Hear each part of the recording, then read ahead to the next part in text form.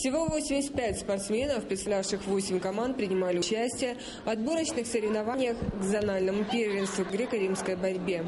Юноши 15, 16 и 17 лет в 11 весовых категориях.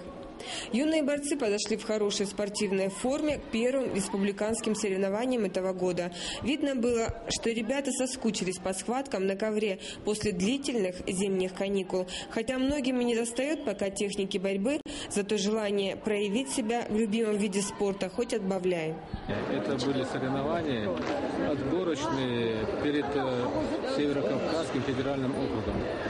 Те ребята, которые себя проявили, стали победителями на данных соревнованиях, будут участвовать, защищая честь нашей республики на первенстве Северо-Кавказского федерального округа.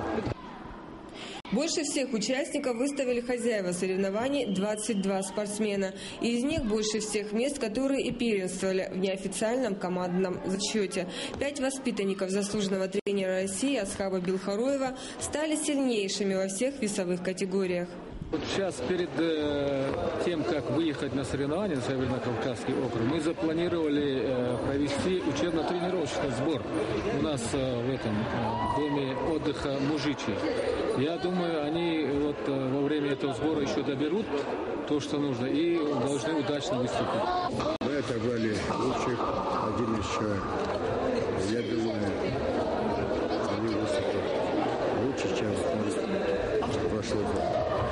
В том году у нас в зоне стал один чемпион, зону Максим Вардан, третий, другой хороший. А в этом году стараемся лучше выступить. Первенство Северо-Кавказского федерального округа пройдет во Владикавказе с 16 по 19 февраля. Марина Баркинхоева, Адам Плиев, Мадина Марзиева, Вести, Ингушетия.